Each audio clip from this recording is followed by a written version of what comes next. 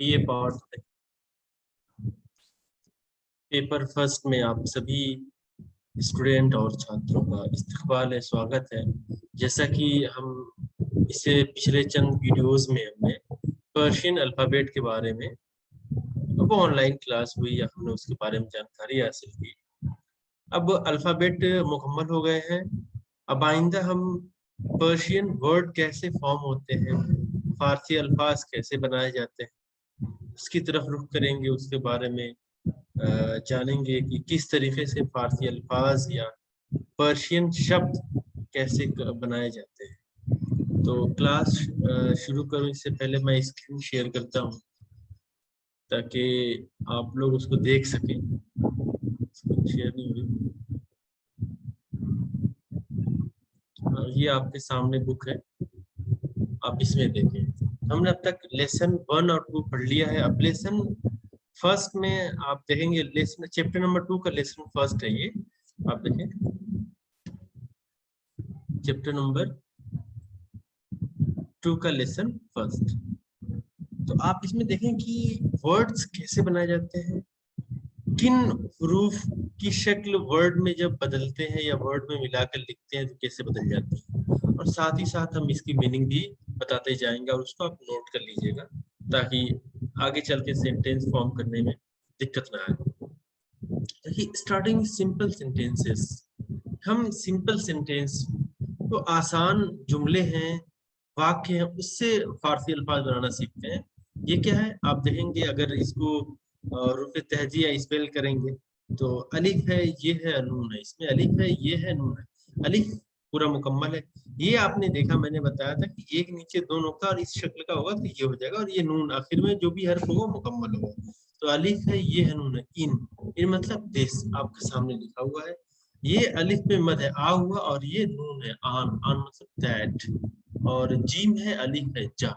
जा मतलब प्लेस। अब यहाँ पे थोड़े से बड़े वर्ड की तरफ चलते हैं जिसमें कई अल्फाज, कई हुरूफ इस्तेमाल हुए हैं। तो ये शुरू में आप देखा, जैसे यही वाला है, अलिफ है, फिर इसके नीचे क्या है, दो नुक्ता है, ये है और ये भी ये है। ई हुआ, ये नून देखा आपने, नून आखिर में है शब्द के तो मुकम्मल लिखा हुआ है, लेकिन जैसे ही शब्द की या लफ्ज के बीच में आया तो आधा हो जाता है, बस ये नुक्ते से पहचानेंगे इसको। तो अलिफ, ये नून मिलके ईन, और ये जीम है और अलिफ है, जा। इन जा। इन जा मतलब दिस प्लेस या हियर, यहाँ या इस जगह। ठीक है। इन मतलब ये होता है, और इन जा इस जगह। ठीक है। और ये जीम देखे ना आप, जीम का शुरुआती हिस्सा मैंने बताया था कि वो जीम का जो शुरुआती हिस्सा है उसी को हम जब वर्ड में बनाते हैं ना, या जीम इस्तेमाल करते हैं वर्ड में, उसका शुरुआती हिस्सा शामिल करते हैं। इसी तरीके से आप आगे देखें, ये अलिफ पे मद है, आ हुआ, और ये नून है, ऑन। और ये फिर देखें आप, जीम, जीम की वही शक्ल है, नीचे नुक्ता है और आधा हिस्सा जीम का है। तो ये फिर अलिफ है, ऑन जा। ऑन जा मतलब देयर प्लेस या देयर, दैट प्लेस या देयर। ठीक है। अब अस्त है, अलिफ है, सीन है, ते है। अब इसमें आप सीन कैसे बताएंगे, मैंने बताया 3 शोशे को याद किए। ये 1 2 3 शोशा है। तो आप देखें इसमें बिना किसी नुक्ते के सीन है। अगर इसी पे बनाकर 3 नुक्ता दे दो तो शीन हो जाएगा। तो ये अस्त, अलिफ है, सीन है, ते है, अस्त हुआ। अस्त मतलब इस, यानी है। इन अस्त, यह है। अलिफ, अब ये देखो यही वाला वर्ड है, अलिफ ये नून, इन, और अस्त ये वाला। ठीक है, अस्त है, इन अस्त यह है। और ये है अलिफ मद, अलिफ पे मद आ, और ये नून है, आन। क्या हुआ, ऑन। और ये अलिफ है, सीन है, ते, ऑन अस्त वो है। अब आइए आगे सेंटेंस एक मुकम्मल बनाने की कोशिश करते हैं। ये है अलिफ है, ये है, नून है। क्या है, अलिफ, ये और नून। इस शब्द में यानी जो ईन लिखा हुआ है उसमें कौन कौन से हर्फ है, अलिफ है, ये है, नून है, ईन। और ये है काफ। मैंने बताया था कि काफ का शेप, काफ की शेप कैसे मिल जाती है, कैसे बदल जाती है जब वर्ड में मिलाते हैं काफ को। तो वो आप ये शेप उसको याद रखें और यहाँ पर ध्यान दें। तो काफ है, लाम है और अलिफ है, ये किला, और ये सीन सागिन, क्लास, इन क्लास। और ये अलिफ है, सीन है, अस्त, इन क्लास अस्त, ये क्लास है। अलिफ में मद है और नून है, क्या हुआ, ऑन। ऑन ये क्लास ही, ऑन क्लास, और ये अस्त, ऑन क्लास वो क्लास है।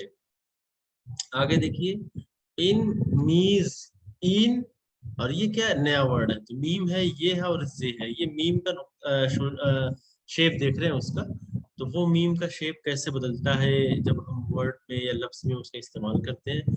ये है, ये पहले आ चुका और ये जे पहली बार आया, तो अब से ऐसे देखेंगे मुकम्मल लिखा जाएगा आखिर में जो भी है। तो इन मेजस, ये मेज है। ऑन, यही देखो मेज है, ये भी मेज है, ये भी मेज है। ऑन मेज, और ये अस्त, ऑन मेज अस्त, यानी मेज ये भी है और ये भी मेज ही है। तो यहाँ मेज है, ये मेज है, वो मेज है, यानी करीब के लिए ये हम इन इस्तेमाल कर रहे हैं, और दूर के लिए ऑन इस्तेमाल कर रहे हैं, यूज कर रहे हैं। ये है इन, और ये पहली बार आ रहा है दर अस्त, इन दर अस्त। दर मतलब दरवाजा, यानी कि मैं तुम्हारे दर पे बार बार आऊंगा, घंटी बजाऊंगा और भाग जाऊंगा। एक मज़ाहिया शेर है कि मैं तेरे दर पे बार बार आऊंगा, घंटी बजाऊंगा और भाग जाऊंगा। मैं इसलिए थोड़ा, तो आप देखेंगे दर जो लफ्ज है ना, वो दर के में दरवाजा, मैं तुम्हारे दर पे आया हूँ, ख्वाजा गरीब नवाज के दर पे आया हूँ वहां से, तो वही दर मतलब दरवाजा होता है, चौखट। ठीक है, इन दरस, ये दर है यानी दरवाजा है। ऑन दरस, वो दरवाजा है। तो क्योंकि ये पहली बार मैं वर्ड बनाना या वर्ड फॉर्मेशन मेथड आपको बता रहा हूँ, इसलिए मैं मुख्तसर पढ़ाऊंगा ताकि आप लोग कंफ्यूज ना हो जाएं और कोई भारी ना पड़े उस क्लास में या उसको होमवर्क करने में। तो आप इसको पहले काम कीजिएगा कि इसको पहले एक रफ पे लिखने की प्रैक्टिस कीजिएगा। उसके बाद इन वर्ड्स को की जो क्या मीनिंग है उनको भी याद रखना हो, और रखना है आपको। उसके साथ ही साथ ये इसमें ये फर्क देखेंगे कि किस तरीके से कोई जब सिंगल लेटर लिखते हैं तो उसकी शेप क्या होती है, और जब उसी लेटर्स को हम जब शब्दों में योग प्रयोग करते हैं या शब्दों में इस्तेमाल करते हैं तो उसकी शेप क्या बदल जाती है। तो आज की क्लास में सिर्फ इतना। आगे की क्लास में जो आगे का लेसन है उसके आगे उसके बारे में जानेंगे। तब तक के लिए आप इसे रिपीट करते रहें और लिखते रहें, और किसी किस्म का सवाल हो तो आप बराह रास्त मुझसे कांटेक्ट कर सकते हैं।